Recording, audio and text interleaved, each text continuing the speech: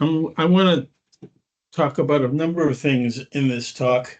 The first is I want to teach you to use the shape analysis toolkit SALT.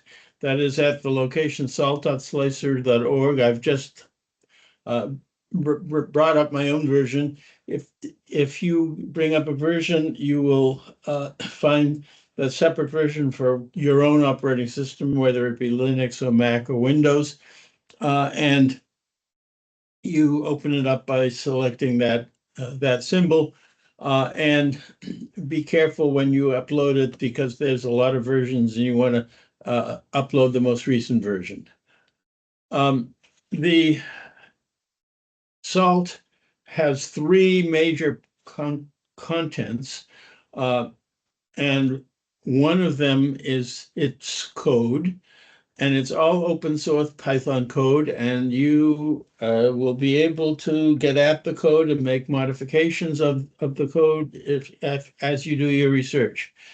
As this points out, this SALT is built actually for users who don't know much about geometry or basic underlying image processing ideas, or basic statistics ideas for that matter. And so its routines many of them are compositors of many different routines. Let me give you an example. If it turns out if you want to do analysis into uncorrelated components for Euclidean data, you use principal component analysis. But if the data happens to be directions or even more interesting curvatures, that 3D curvatures, it turns out that those guys are not Euclidean in the sense that it's not the case that the distance between 2 points on a sphere is not the straight line between those 2 points, but rather an angle between those 2 points. And so it turns out that PCA is not the right thing to do, that you want to do something called principal nested spheres. I'll tell you a little bit about that. But the point is that it produces the same sort of component population analysis, but for data that lives on spheres rather abstractly, rather than data that lives in Euclidean space. In SALT, there's a single button called population analysis that knows how to do PCA if the data is that kind. It knows how to do principal nested sphere, PNS, if it does the other. If you wanted just PNS, you'd have to go into the code and break it out. And so that's what I mean by, for people who are fully competent in programming and using and modifying programs, you may need within that to do that. But anyway, the point is the code is all there, highly documented, really easy to use. The next thing that's in there is tutorials. All the routines have tutorials as well as sample input data. And the tutorials are written for people who are, what can I say, who are fairly intelligent, but not necessarily have a strong background in the area, so they should be quite understandable. The last thing that besides tutorials and code is of course that you want to be able to run the actual operations. And so I'm going to now switch my screen to an uploaded version of SALT, and I'm going to spend a little time on showing you how it runs, and then I'm going to tell you about a few of the routines in it that are important and that you may not be all that familiar with. For example, routines for classification, routines for Euclideanization, etc. And then I'm going to later get off of SALT and take a little time to talk about the extension of the method I talked about last Thursday of producing SREPs to the gray matter in the cerebral cortex. As I say, it's a separate matter, but I want to cover that as well. So that's what we're going to do in the next hour or so. So let me put down the this and okay. When you load salt, the first time it takes a while to load. After later it is very, very fast. Sometimes it comes up with this gray screen. It's a bug in the system. I don't know why it does. If that happens, you uh, you pick one of these. Okay, this button here is for the display.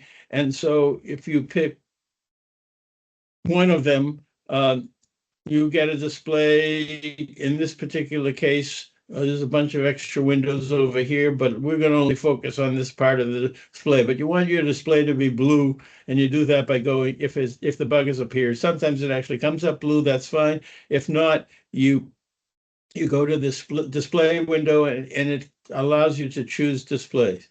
The next thing to see is that there's this home button, and this is all the different operations that it can do. And I will show you many of these operations in the next few minutes. But that's the menu that you use to have it do shape statistics or to do shape creation or many other things. The final thing you have is this data button to load data into whichever routine you want. You can actually drag and drop it into the window, but I'll do it via this pushing the data button, in which case I can choose a file and a directory. In this case, I'm choosing a particular directory that has two entities in it, namely a hippocampus and the SREP of that hippocampus. But if I brought up the hippocampus and its SREP and the caudate and its SREP and the thalamus and its SREP, and there were 6 files in, then when I loaded this thing, I would load all 6 of them.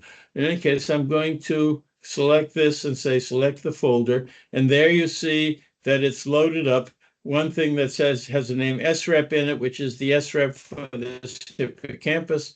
And this other thing, which has SFARM in it, because it turns out spherical harmonics was used to build the triangle mesh that's input to the hippocampus. So this VTK file is a triangle mesh, which happens to be the input thing you need for the evolutionary SREP process to operate. And actually, when it operated on this triangle mesh, it produced this SREP here. Okay, so what I'm going to try to show you is that the operations here are all operations that are consistent with the ones in Slicer, in the 3D Slicer program, which are pretty common across. That is to say, rotations, translations, and scaling is all supported very nicely in the display. But on top of that, for all the different formats are supported. So if you put triangle mesh in one format, and it will automatically know how to change it into the format that the program uses without you worrying about it. But anyway, I've uploaded this data of 2 items, and if I say OK, the first thing that happens is my hippocampus that I did upload appears on my screen. Okay, so now I want to point out that this is the standard. A left button gives you rotation of the object, right? The right button gives you scaling in the display, and the middle button gives you translation on the screen. Okay, and so now we have the ability to have displayed this. Okay, but actually there's an SREP in it. And if I go to up here to the menu, to the models button, then I have not only the boundary model, but I also have the SREP model. And now if I go down here to the to this opacity window, I can undo the the boundary of the object and only see the SREP that was generated from that boundary, or I can make it partially opaque, and now I can understand how the SREP fits into the object, and I can blow that up and look at it carefully if I want to, right? And then I can change the opacity back and just look at the boundary. Okay, so the point is that for every object, for every operation, there is associated display. You load up the input. If you want to also load up the output, as I did here, both the input and the output, you can display them all together. If I had multiple objects, they'd all appear in the screen together, and so on. Because there's no audience today, there won't be questions, but I will be happy to answer questions online if you end up sending to me after 2 weeks from now, because I'm not going to be home for the next 2 weeks. In any case, now let me move on to the operations here.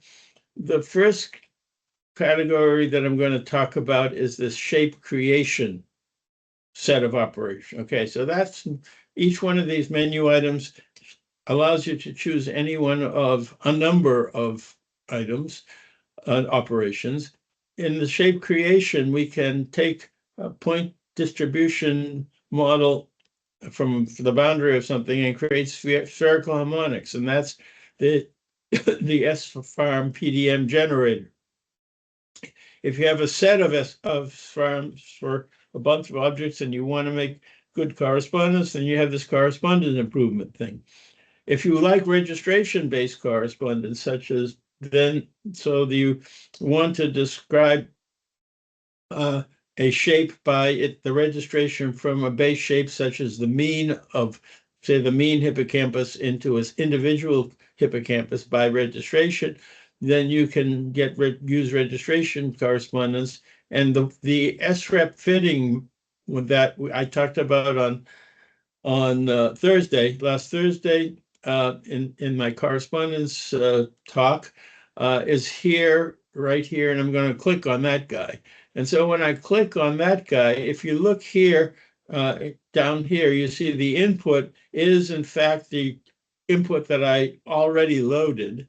Okay, but anyway, the idea is to get that the input triangle mesh for the boundary into that input model location, and then you need to reload your own file name in as to where you want the output SREP to go, and then you push the apply button. And I'm not going to do it because it takes 20 minutes for it to run on my laptop here, 5 minutes on a desktop, and there's a DNN method that's well in development that would do it in a second, but never mind. The point is right here, you hit the apply button and you get a progress bar here that grows as the progress. Once it's to the other end, you have generated the SREP and you find it in that file. So you get the idea, I hope, of how the general way to make operations work goes. Okay, so now let me go back to the menu.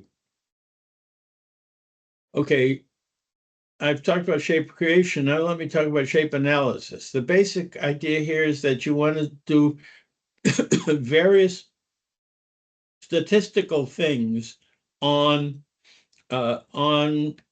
whatever your models are. It can be on spherical harmonic models, point distribution models, triangle models, SREPs, whatever your favorite model, LDDMM models. LDDMM, for those who don't know, is a large deformation diffeomorphic metric mapping. It's a way of describing a shape by the initial velocities of the deformation from the base object, like the mean, into the target object. But okay, the point over here is that what you see is DWD classification, for example. That has as an input two classes of objects. In our situation, two classes of SREP properties, geometric properties.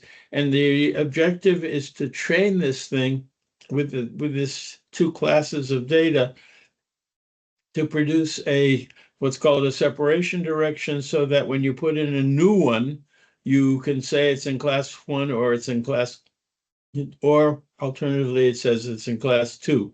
It turns out that DWD is easily understandable in terms of for the people who understand support vector machines, SVM, but it does a whole lot better than support vector machines, and I will demonstrate that to you in this discussion.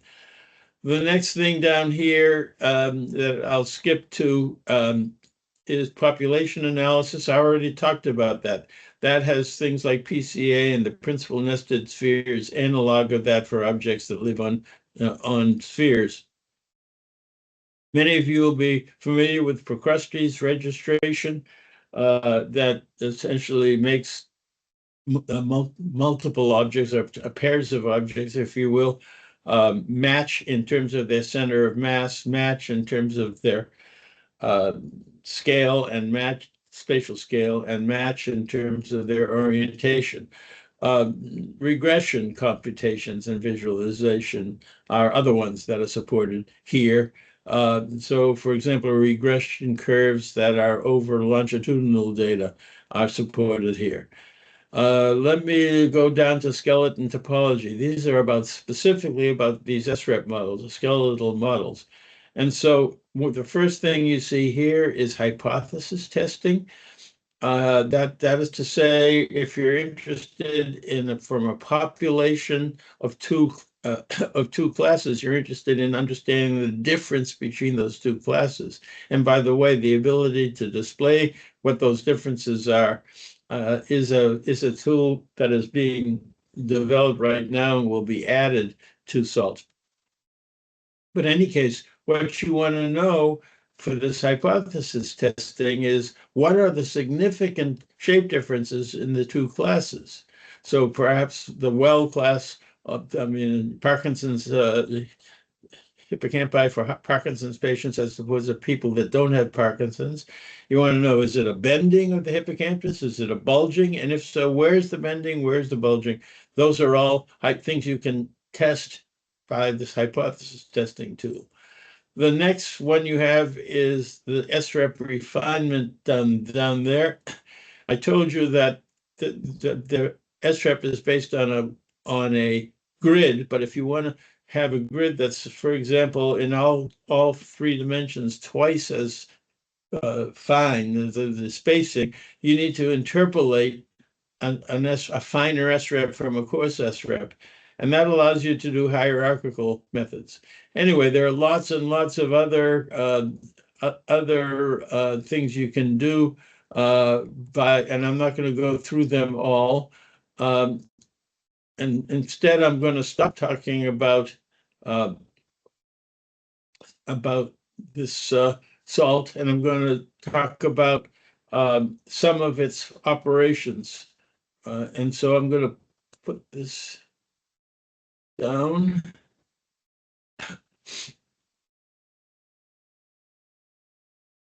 And put my PowerPoint up, and let's move ahead. Okay, so the point here, this was the first slide of my other talk, and the main thing that you need to hear down below is that there are lots of standard statistical analysis methods. You can go on and on about them. There's principal component analysis, there's regression analysis, there's clustering, there's means and computing means and covariances, lots and lots of things. And every single one of them has the property that it assumes the Euclidean metric. That is to say, if you have a feature tuple F for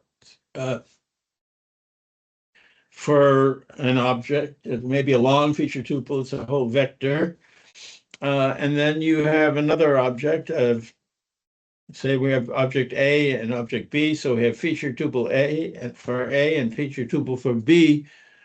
Euclidean geometry says that the way you understand the difference between those two feature tuples is you take the difference in each one of the features in the tuple, you take the difference between the A1 and the B1, and now you take the sum of squares of the distances and the square root of the sum of the squares, and that's the distance. Okay, that's Euclidean distance, and it doesn't work for almost everything in shape.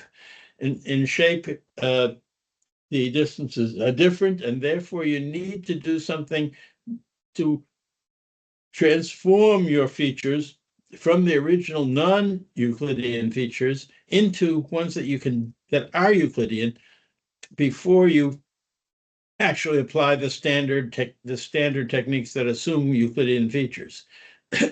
And so I'll give you examples of that shortly, but the point is that you need this Euclideanization, and the Euclideanization operations are supported by SALT. Okay, so here are some features that you might be interested in.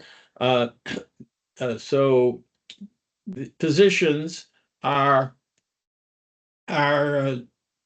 commonly used features. They're not the best thing to use, but if you insist on using them, it turns out that once you center and scale, once you align and center and scale and align by rotation, before you do your analysis on positions, it turns out that the position tuples don't anymore live on a flat space. They live on a very high dimensional sphere, and therefore you need to do Euclideanization on them. Most people don't realize that they need to do Euclideanization, but you really do. Second, if you take first derivatives of positions, you get normals. Normals are directions, and directions live on a sphere. If you put a unit vector at the center of a unit sphere, it touches a point on the sphere that has a latitude and longitude that's described by two angles. And when you have vectors in like separation between points in the system, those are vectors, those are directions, which are, as I said, live on a two-sphere, but they also have a length, which is a positive number. And positive numbers, it turns out, aren't Euclidean either, because because to be Euclidean, they need to have negative possibilities. And so you need to Euclideanize them as well. Anyway, that's all I'll tell you about that. Even more informative of the first order derivatives are the second order ones that are curvatures. And curvatures can be understood as in free space as a 3x3 matrix whose columns are the unit vectors respectively of a coordinate system, three mutually orthogonal unit vectors. So the first column is the first unit vector, the second is the second, and the third is the third, and that produces what mathematicians call a frame.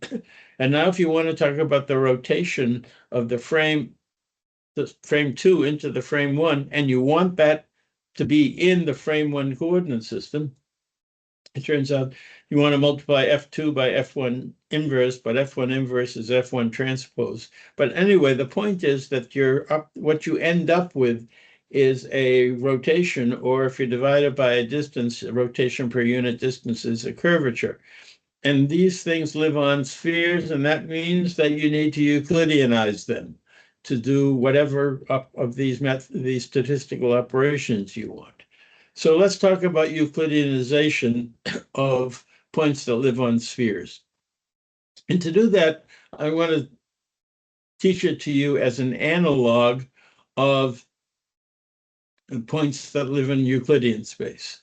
So in this example in the upper right, I have a three-dimensional feature space. Each point is a feature tuple of three features. In general, we'll have an n dimensional space, but it's hard for me to draw that, so we'll stick with it as an example, 3D. One way to understand PNS, not the normal way. Most people, the normal way to think of principal nested spheres is you find a mean, which is the point that is closest in sum of square distances to the data. Notice the use of distance. Then you find a best fitting line to that data, best fitting line, you fit the best fitting plane, and from those you end up with the principal directions.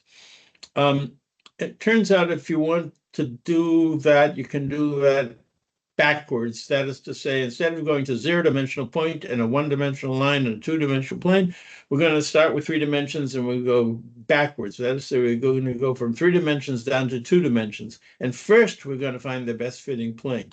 Okay, so now we find the best fitting plane in sum of square distances to the data. It turns out that the orthogonal to that plane is the third principal direction.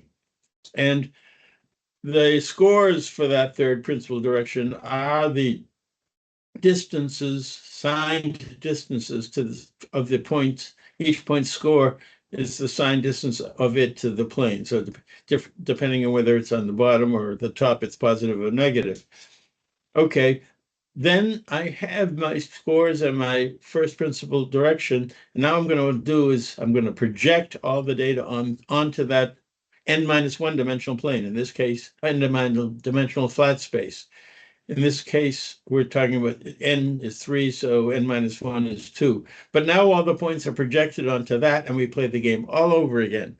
That is to say, we go from n-1 to n-2 by finding the best fitting, now one n-2 dimensional thing, which is a line in that plane.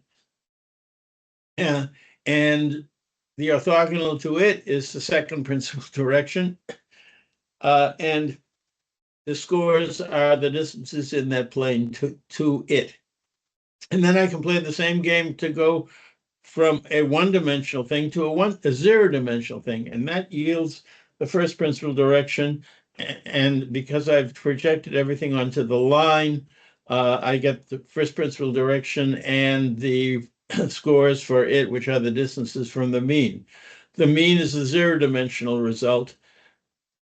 It is the same. It turns out all of these directions for flat spaces, for Euclidean spaces, are the same as what you would get for forward flow for Euclidean data. But the big deal is what happens in data that lives on spheres. So this example here shows a two-sphere with a bunch of points on it. If you look very closely, there are little points on there. And they sort of fall around this latitude line, this so-called small circle. They might fall onto a great circle, that is to say, an equator kind of thing. It turns out that the forward mean, that is to say, the place on it that sum of square distances is minimized, is up here at the North Pole. It's crazy. It isn't among the data. The forward mean is not what you want to use for curved spaces. You want to use this backward mean, which turns out to be much more well-behaved.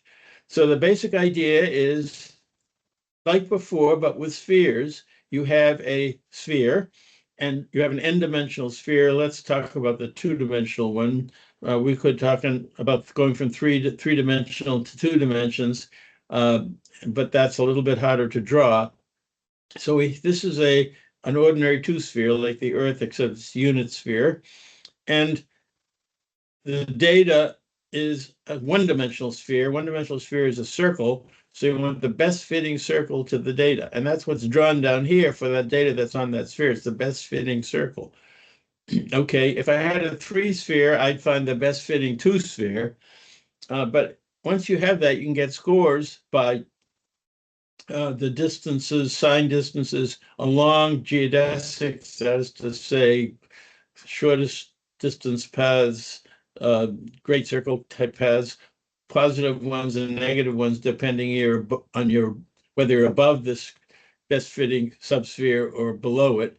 But also you can project along those. So now all the points get to be on that circle. And so now the result is that we've got the circle, which is the first is the second principal direction, is described by a latitude and the North Pole. And now you can project all the points on it. And now we're going to do the 2 to 1, go from the 1 sphere, which is a circle, down to a 0 sphere. If I had started with a 3 sphere, it would have been two steps, to a 2 sphere, to a 1 sphere, to a 0 sphere. But the point is, the 0 sphere is what we call the backwards mean. The backwards mean is within the data, unlike the forward mean on spheres. The point, therefore, and so finally, all these projection distances, these angles, which are the projection distances of the spheres, turn out to be the Euclideanized variables that you can now plug in if you want to have, for example, a directional data at many points in the image. You have one of these three. You started out with points on spheres, and you've turned a feature tuple of size n into a different feature tuple of size n. So for a 3 sphere, you've turned a curvature matrix into 3 angles, and those 3 angles can be concatenated with the 3 angles from a direction at another point and concatenated to a direction from another point. And now you get, if you have n points, you have 3 n features, and now you can do PCA on that because that's all Euclideanized, or you can do that in classes and do DWD or whatever your classification methods is on that. And it's basically all fine. Okay, I want to make sure you understand this PNS method, principal nested spheres, is due to Sun-Q Jung, and there's nice tutorial on it in SALT, but there's also very nice papers by him in the literature on that. I said lengths aren't Euclidean because you need negative numbers. Typically, what we do is take a length and take log of it and subtract the average over the population of those log lengths, and that gives you a Euclideanized length. It turns out it's related to the geometric. Sorry, the average of the log lengths is the same as the log of 1 over. Sorry, the log of the geometric mean of that length. Fine. The main point here is that SALT supports PNS by its population analysis. It supports the PCA that you do on that produces what's composite PNS. It supports lengths by log, and so you can put that all together within SALT. Okay, the next thing is hypothesis testing. I talked about that, what it is. The point is that hypothesis testing for SALT after Euclideanization is supported. I don't have time in this talk to talk about how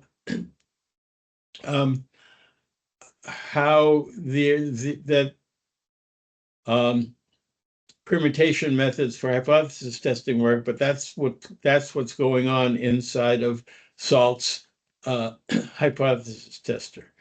The next thing I want to talk about is distance-weighted discrimination, a technique that sort of behaves in a comparable way to support vector machines, but does it better.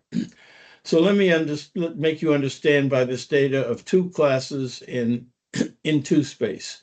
Okay, so every individual entity in the population is a tuple, and it appears here as in class 1 among these green tuples, and the ones in the other class as in these red, maroon sort of tuples. And the typical way people understand is to try and find a separating plane between those two by having the gap between them as wide as possible. And then the orthogonal to that, in this case line, but in general, in n space, it's an n-1 dimensional hyperplane. The best way to understand it is the orthogonal to it, which we call a separation direction. So there's a direction along here from the green class to the red class, orthogonal to this.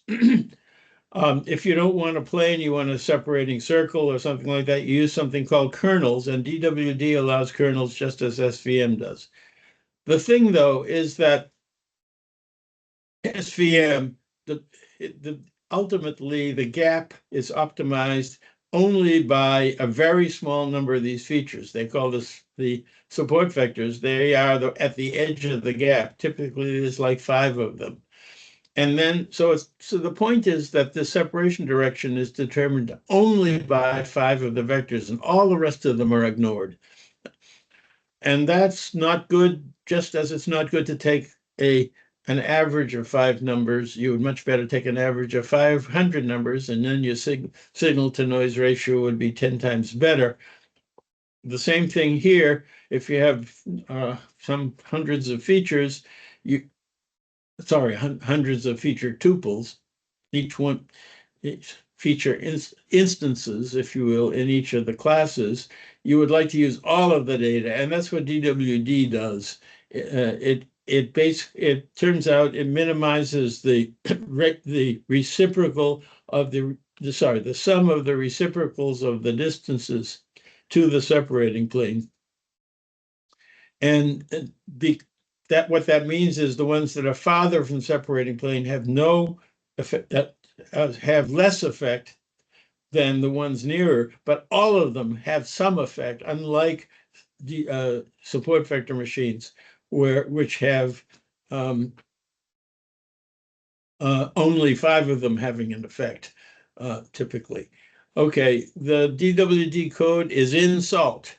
I showed it to you. You give it the feature tuples of class 1 and separately the feature tuples of class 2, and then it figures out the separating plane, and then it allows you to put in a new tuple, and it tells you where along the separating plane. Actually, it yields a threshold as well.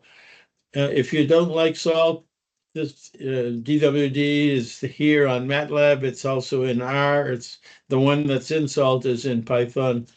Okay, but now I'm going to show you in the next slide show you some behavior that ought to convince you that you should stop using SVM and you should use distance-weighted discrimination. The code for it is, as I said, available in SALT and other areas, and it's easy to use. Okay, so this is a demonstration comparing SVM to DWD. So I have to explain what's going on. This is data, a demo that's generated by Steve Marin, who invented DWD, and he produced 2 small samples in one dimension between each sampled from a Gaussian. The 2 Gaussians have different means and different standard deviations, but the blue guys are sampled from the first Gaussian, the red guys are sampled from the other Gaussian, okay? It's the same data on over here.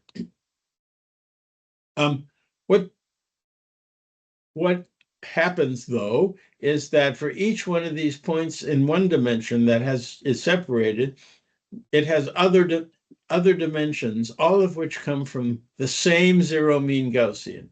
In other words, whether you're a blue point or whether you're a red point, the second dimension value is sampled from the same Gaussian, the same mean, the same standard deviation. That's to say there's no separation between in the second dimension between the blues and the reds.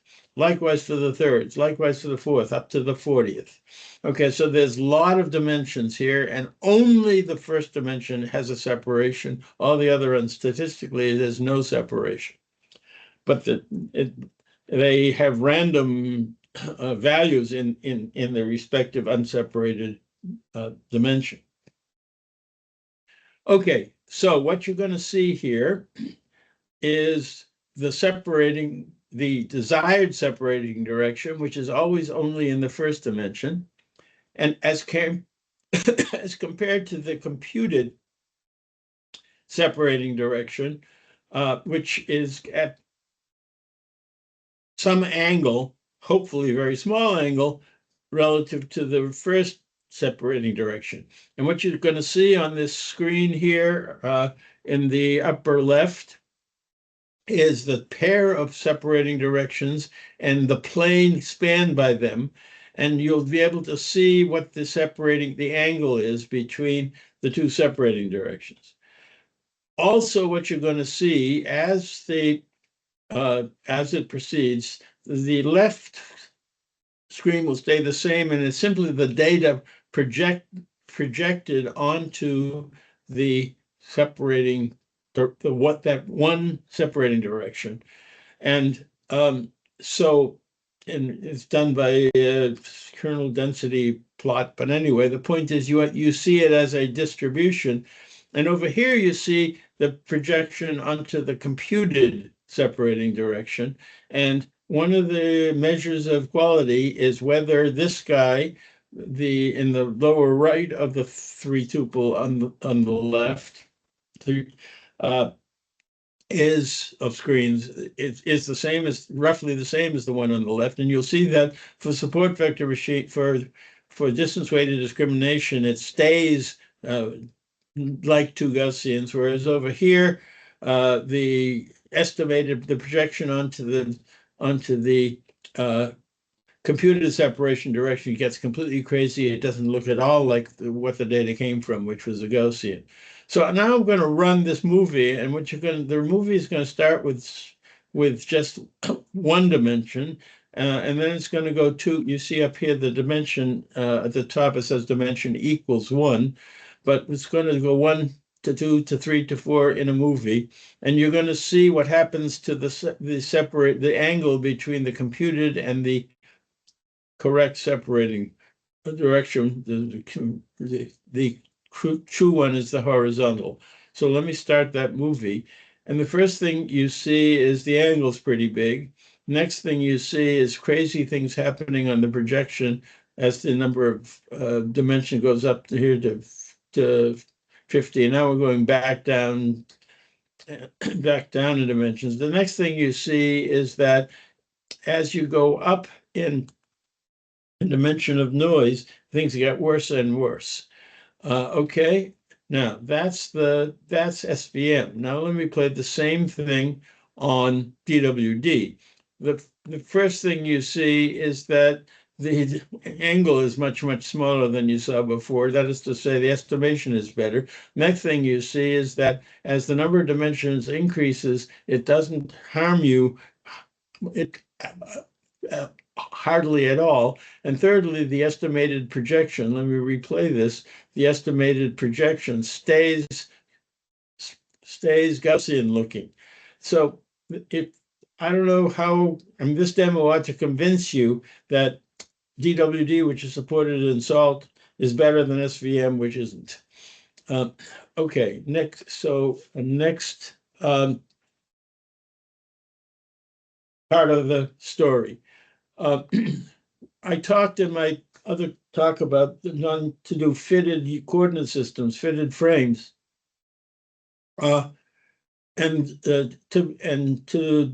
that all the geometry should be done in terms of the fitted frames, and all the curvature information should be rotations of fitted frames. So you need to be able to compute the fitted frames, the normals to the surface, a vector along the delta theta direction, which is the long axis direction, the spine direction, and the cross product of the other two. And the point is, it's done within the SREP fitting in SALT. It's not broken out, but the code for doing the fitting is within there, well documented. It's open source. You can break it out for yourself. The next thing is producing this coordinate system I call theta tau 1 tau 2, which is for correspondence, which basically are long axis along the skeleton, across the skeleton, and from the skeleton to the boundary proportions. If you want to do images, you want to do your image analysis in theta tau 1 tau 2 coordinates, not in XYZ coordinates. So being able to turn them into those new coordinates is something you need to be able to do. That's done in SALT, is done within the SREP fitter, but again, it's not broken out, but you can break it out if you want to. The next thing is features derived from the frames. So as you may remember, those features were curvature information, not only on the boundary, but on the onion skins. And and the distances between points on this grid and the grid extended into the onion skins. So generation of the features is in fact not in SALT right now, but it exists. We have code for that. And if you want code to generate these features, you email jared.fickery@kitware.com and he'll send you that code. The next thing is the forward flow, which we do by conformalized mean curvature flow. It is indeed in SALT. It's applied to the boundary PDMs that are input to SALT for the forward flow. Again, it's not broken out for the SREP fitter, but it's in there. I will say that there's a faster version and one that works better on, excuse me, back here, one that works faster and on more points than the original version that's in the process of being installed. When pretty soon you will not, other than the fact that it will work better, you'll not tell that it was changed. All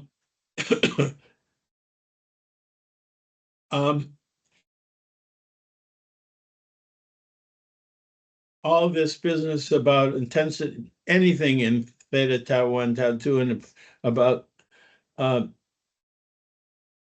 to extract all these features in theta, tau 1, tau 2 coordinate systems, whether they be intensity or geometric features, is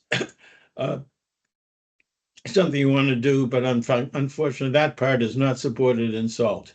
The next thing you want to do is to compare methods. You may remember my talk that I said I wanted to compare LDDM features for via the deformation from a mean hippocampus to a target hippocampus.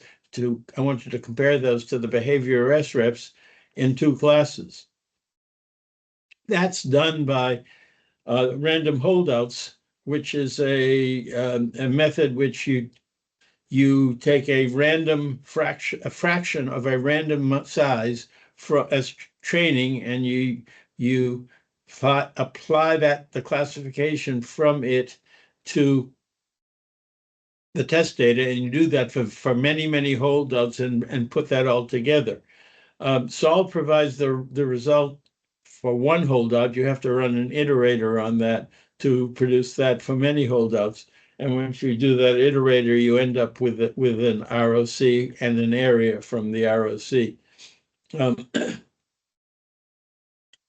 Briefly, I want to mention that multi-object analysis can be very important, not only the individual objects, but the space geometry of the space between the objects. In other words, how objects are related to each other geometrically. There's a dissertation by Julian Liu with papers that you can find in Google that tells you how to get this this geometry of something between them. But the main point here is that there is a really important method called DVAS, which stands for Data Integration for the Variational Analysis of Subspaces. Okay, what that means is that there are lots of blocks. So the block one could be one object's SREP, block 2 could be the next one's object SREP, and block 3 could be the other one, or another one could be the block could be the space between one object and another in its geometric description, or it could be clinical data. For example, variables can be a block. But the main point is that there is this method called DVAS, which I have a separate lecture on that I could put you in touch with. That is about to be put on YouTube. Actually, there's a lecture by Steve Marin and an add-on by me that allows you to talk about what happens in uncorrelated fashion among the blocks, and what happens in regard to the correlation across the blocks.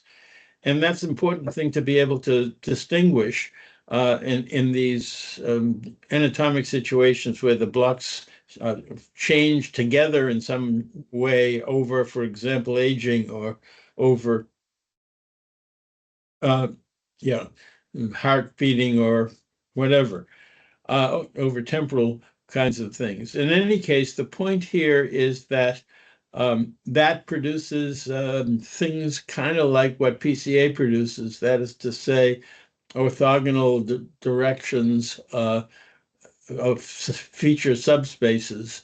And it turns out to be very powerful if you want to do multiple blocks. DFAS has its own software, it's online. You can find it, it's not within SALT now. Okay, so there are a bunch of references here. In general, shape space on non-Euclidean spaces is in a paper that you see here by Pizer and Marin from 2017, or the book that I passed around on Thursday's lecture by Dryden and Marin. Marin and Dryden, I think it is actually. My SREPs, there is the general paper, and if you're interested in how to do means better so that the means don't misbehave, you might want to look at Mohsen Taheri's work. So I'm done with my discussion of SALT and about SALT's components, but I want to say a little bit more now about the extensions that you might want to be concerned about. Okay, so there are objects with protrusions or indentations that are in common. So an example is the mandible, which has a host simple mandible, but it has these processes that are for every one of us more or less the same, because these allow you to rotate along the temporomandibular joint to rotate your jaw. Likewise with the teeth, all of those are common protrusions, and you would like to be able to do this analysis for each one of these protrusions, its shape and its relationship to its host. And it turns out you can do that by the forward flow, where these protrusions die out one by one and they appear on the host and eventually on the ellipsoid. You also would like to be able to do this information not on multi-figure objects, but on multi-object complexes, and certainly about much more complicated shapes like the cortex. And what I'm going to end up with is a little bit of discussion of the generalization of the SREP idea to the cortex. This just says there is new conformalized means curvature flow that is much faster, handles much finer steps, and which operates with small steps of smoothing and straightening at the beginning, and as the object gets smoother and straighter, bigger and bigger steps that causes you to be able to save a good deal of computing time. Okay, so let me move on to the cerebral cortex for my final part of my talk in the last 10 or 10 minutes of my talk. I want you to understand that for an ordinary SREP, you have a skeleton, and the skeleton is produced, if you will, understood as mapping into the skeleton of an ellipsoid, or more precisely, from the skeleton of an ellipsoid. The skeleton of the ellipsoid is an ellipse, a planar ellipse inside the ellipsoid. And then you have the spokes from the skeleton, this ellipse, to the boundary of the ellipsoid, which under the backward flow turn into spokes that go to the object. And so the process, if I to remind you, started out with a boundary, and you smooth and straighten it into an ellipsoid, and then you find the S-rep of the ellipsoid, and you do this backward flow with a lot of correspondence. You can do the same thing for the cortex. So the gray matter of the cortex consists of two surfaces.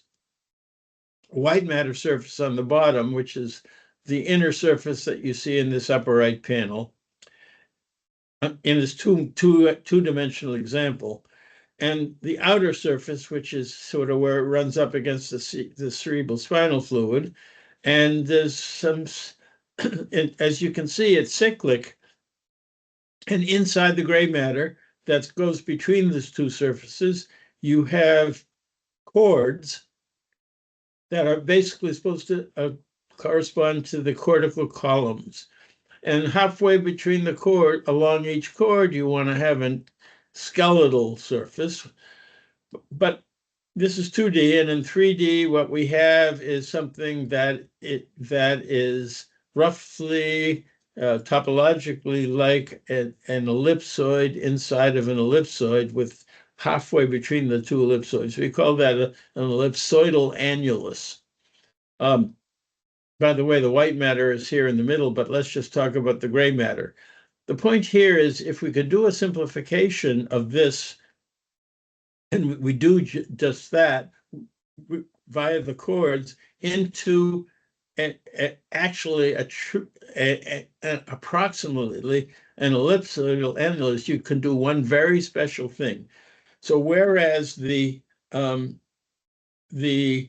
ordinary conformalized mean curvature flow maps into an ellipsoid, but loses all the cortical width information, if you do it in a way that is on the cords between the two surfaces, these cortical columns, and you at every stage you snap back to the cortical width, the idea is that this roughly ellipsoidal annulus will have places where the cortical width is the same, wide here and the same as it's wide here, and over here where it's narrow in the bottom, you will see that it's correspondingly narrow in the right place. And so the whole idea is that part of the correspondence is supposed to be on cortical width. And whereas the ordinary CMCF doesn't do that, if you fit these cords to the original gray matter, and then you run the CMCF not on one 3D point at a time, but on pairs, namely the two chord ends. So you have chord end, one 3D point and another 3D point at the end of each chord. And you run on that 6D stuff, you run CMCF, and at every stage you snap back to the cortical width. You end up with a mapping that you see in the lower right, which is to approximately an ellipsoid inside an ellipsoid, in which you can do really nice chords.